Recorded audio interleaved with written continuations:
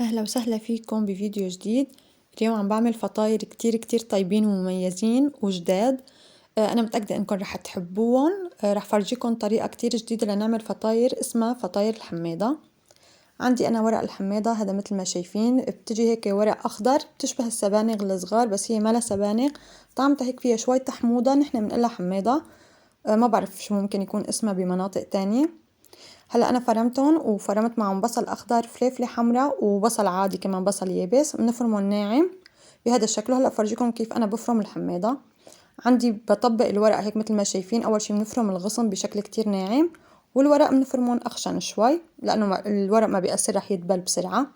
بعد ما فرمت المكونات عندي مثل ما شفتوا كتير بسيطه، يعني مجرد شويه خضروات رح نتبلهم بشويه ملح، شويه كمون، بالاضافه كمان لرشه سماق، وانا حبيت اضيف كمان هيك اختياري رشة حبة بركة وسمسم.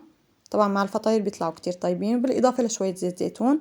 بنحركهم يعني كأنه عم نعمل سلطة. هلا مجرد ما تحركوهم رح تدبل عندكم ورق الحميضة وبتصير هيك جاهزة بعد ما حركناهم. هلا انا عندي عجينة خمرتها وجهزتها، رح اترك لكم الرابط تبعها بصندوق الوصف او بالتعليقات. عجينة ممتازة ومناسبة لكل انواع المعجنات. انا طبعا خمرتها وجهزتها، وهلا رح نفردها بهذا الشكل بالشوبك وبشوية طحين. بنحط كمية من الخليط اللي عنا، بنسكرها من كل الأطراف بهي الطريقة، ونتأكد إنه تسكرت كتير منيح، وبنرجع بنمدها هيك شوي بالشوبك وبتصير جاهزة. العجينة اللي أنا عم بستعملها يا جماعة بتاخد العقل، بتجنن.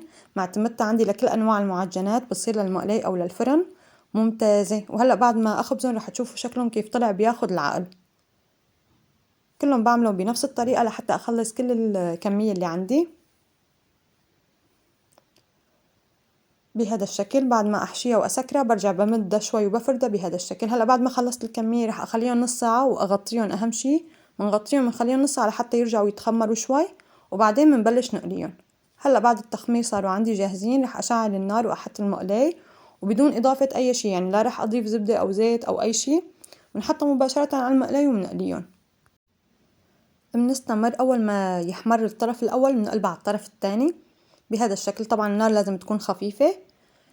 بنحطها وبنستنى كم دقيقة بس لحتى تاخد هذا اللون الذهبي.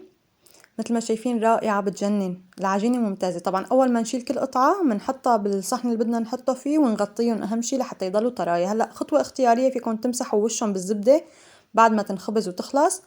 هي بيعطيها طراوة أكتر ونكهة أطيب.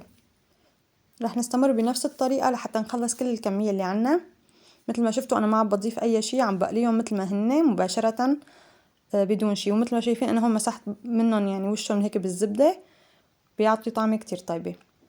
مثل ما ملاحظين الخميرة العجينة مختمرة بشكل كتير منيح، والنتيجة عندي رائعة. مثل ما شايفين أنا هاي الكمية اللي عملتها، شكلهم بياخد العقل. الطراوة العجينة ممتازة وطعمتها ممتازة، والحشوة كتير طيبة. للي بيحبوا فطاير السبانغ هالوصفة كتير مناسبة لكم، وحتى هي أطيب من السبانغ بكتير بصراحة.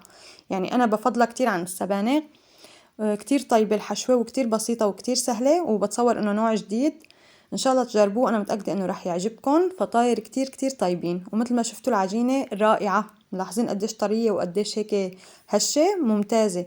رح اترك لكم رابط العجينة بصندوق الوصف، فيكم تجربوها لكل انواع المعجنات. حتى فيكم تعملوا منها خبز البرجر بتطلع رائعة. انا دائما معتمدتها عندي وبستعملها لكل انواع المعجنات. فحبيت شارك معكم هاي الوصفة وهي الخلطة اللي كتير طيبة للحميضة. بتمنى يكون الفيديو عجبكم اليوم، والوصفة كانت جديدة. وبشوفكم فيديو جديد ووصفة جديدة. سلام.